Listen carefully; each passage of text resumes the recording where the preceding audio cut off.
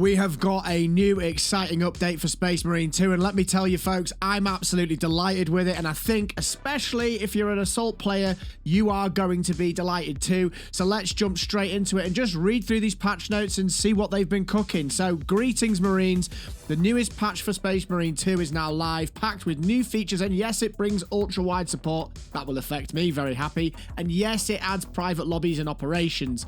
But that's not all. There's a new sparring arena in the battle barge, available while in operations or Eternal War mode. This brand new area is accessible directly from the launch bay. We'll be checking that out on stream shortly, folks. Be sure to drop by. Crazy Mr. Pips is also streaming that right now, so go check it out. Once there, you'll be given your weapons and grenades as if you were in a PvP match and allowed to spar it out with your battle brothers ahead of your next mission. That is going to be incredibly fun. Can't wait. We've also introduced the option to reset custom color presets and replace them by predefined ones instantly. You can find the complete list of improvements and changes below. So let's get into the meat and bones of this patch. We've just spoken about the sparring area, but this one is a particular interest to me. Private mode for operation mode that gives the players the ability to play operation alone with bots or alongside one friend without being match made. This opens up so many great ideas for me. I'm really looking forward to trying to do solo runs, to be honest folks, but it's nice to be able to two-man it as well. They've added a new message of the day and custom preset resets, and then in the gameplay they've given us the marking tool update, which improves the responsiveness and comfort of the social wheel, disabled unnecessary objects that do not require highlighting, and work poorly with it, several minor bug fixes. This is the reason you've probably clicked on the video due to the thumbnail, folks. The power fist damage has been increased. Damage for fully charged attacks has now been greatly increased. I know there's been a lot of people playing this weapon who have found it incredibly lackluster, and that is a massive bonus and shows that they are happy to buff weapons, which is a massive bonus in my opinion, because we were all a little bit worried that they might take the nerf approach, but they certainly haven't. And moving straight onto the heavy plasma, another weapon that people have not been overly impressed with. Base ammo's increased by 5, that's a buff. Blast damage radius increase, that's a buff. Overheat per shot drastically decreased from 50 to 30 for charged shots, and from 20 to 15 for base shooting. That's a massive buff. This weapon has been completely ascended into another level of ability, and the base damage is slightly increased by 10%. Heavy plasma users rejoice. Med stims, this is huge. Med stims restore contested health in addition to actual healing, so that is going to make healing a little bit different in terms of when we're choosing to use our stims. I think they're trying to encourage us to use them a bit more reactively and quicker than just hold on to them. I think that's quite a nice change. And this auxiliary grenade launcher ammo change can now only be refilled with the ammo boxes and cannot be refilled with the infinite ammo cache. I guess that's a small nerf. I use that build on my tactical.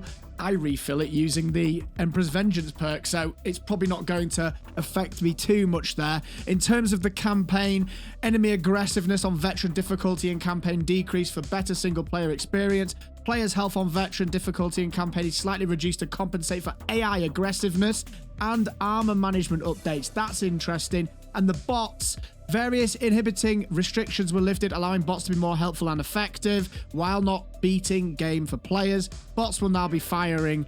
Operations mode tweaked the AI director and spawn rules of chaos enemies in operations mode. Now, before I read these, there have been a lot of people saying they find chaos not very enjoyable to play, not because it's too hard, just because, much like the bots in Helldivers, they just find like the spawn rates and the things that they're doing a little bit restrictive. So let's see what's gone on here. Max number of Zangors with shield on the arena at the same time reduced from 10 to 4. Max number of cultist snipers in the area at the same time reduced from 10 to 3. That's massive.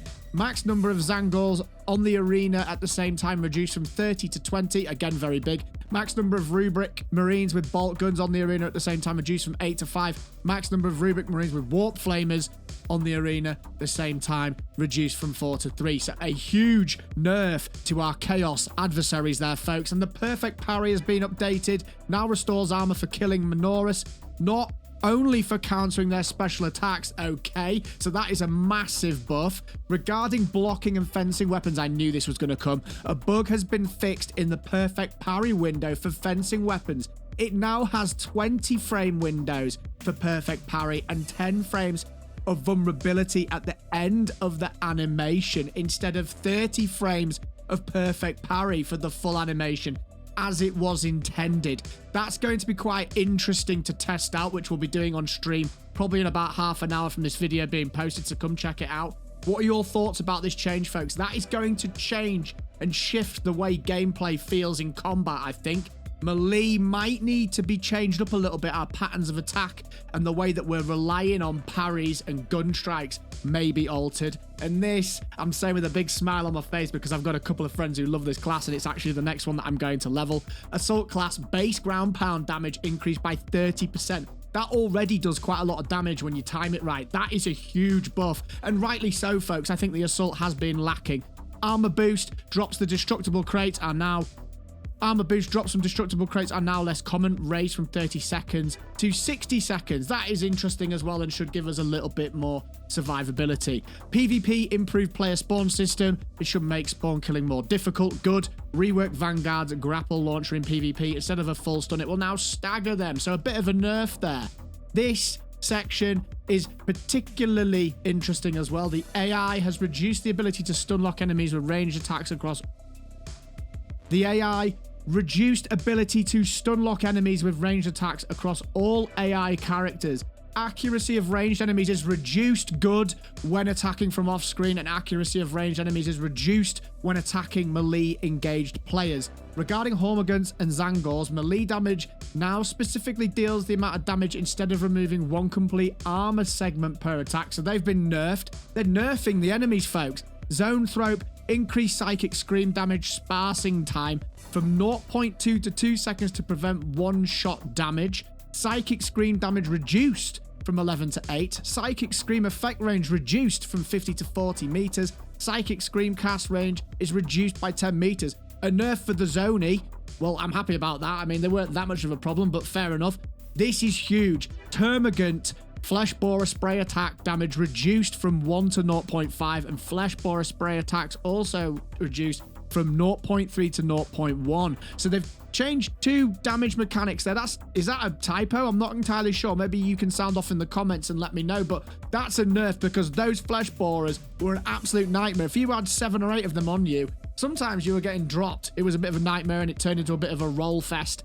Tyrannid Warrior with Devourer, projectile damage reduced from 0.9 to 0.6. Good. That was also a disaster. Rubric Marine with Flamethrower, Warp Thrower rather, has been reduced from 9 to 6 in terms of its icon of flame. Flamer Burst damage reduced from 6 to 4 per shot. Flamer Shooting damage reduced from 6 to 4 per projectile. Health reduced by 10%. That is a massive nerf for Chaos.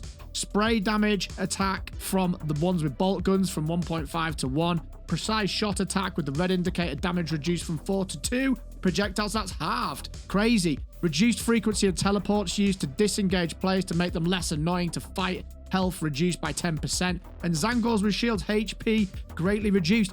Chaos have been nerfed into the ground. I personally didn't find it that difficult, but that's going to make life much easier for everyone involved. And I guess that's a nice change from a fun perspective. The Carnifex Rage Phase updated, so the Carnifex becomes faster and more aggressive. I think that was needed. The Carnifex is definitely the least scary of all the bosses, and that shouldn't be the case, folks. The Carnifex is supposed to be terrifying. Taunt frequency reduced. Fixed the bug where his Cone of Thorns attacks wouldn't fire projectiles. Those little homing spikes are horrible. And this one makes me smile. Health of the Hive Tyrant has been slightly increased, and its resistance to explosives and melter weapons has been increased by 20%. I'm laughing because when the game first came out, we were having so much fun just figuring out how to drop it in one phase when it went to phase 2 with all those heavy weapons. And if you checked out the channel videos, you'll know myself, Mr. Pips, and Thick Fillet were having great fun with that. It's been changed now. It'll still be possible to do a lot of damage, but I think that is a needed change. It was getting a little bit silly, folks. And then we've got customization changes. Folks, I'm not going to go over these. I'll drop a link in the description so you can have a look at them. And then there's some map fixes. Several issues that are preventing players from progressing within some levels. Fixed some minor collision issues. Tweaked Dust Storm. Thank goodness. That was awful on Ballistic Engine. Tweaked Helldrake fire timings on the bridge. That was also something that could catch you out. And trials can now be accessed via Hypnomat in the armory. And then let's take a look at these general fixes. Fixed a bug when changing loadout mid-operation would restore your health. Sorry, folks, those of you that were playing things like the Bulwark aren't going to have that absolutely amazing bonus anymore. Improved junk pack ability responsiveness. Fixed several issues with trials.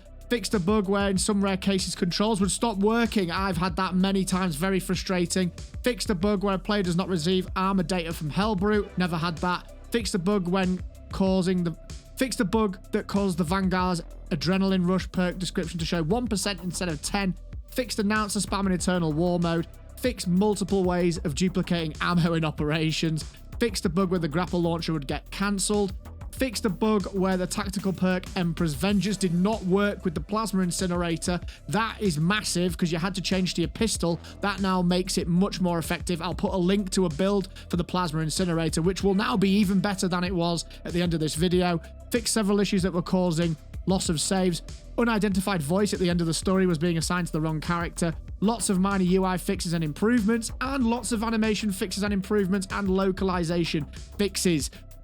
Breathe phase. Wow, folks. So there we have it. There is a very, very promising first proper update there from Saber. I am really impressed, to be honest, folks, and I think it's a very good sign of things to come. I'm going to be streaming later on today, probably in about half an hour from this video. I will put a link in the pinned comment. Come check it out. We'll be checking out the update and probably playing some Battle Barge 1v1s with our community members and just having a good time. So get yourself in there, and I'll see you in the next one.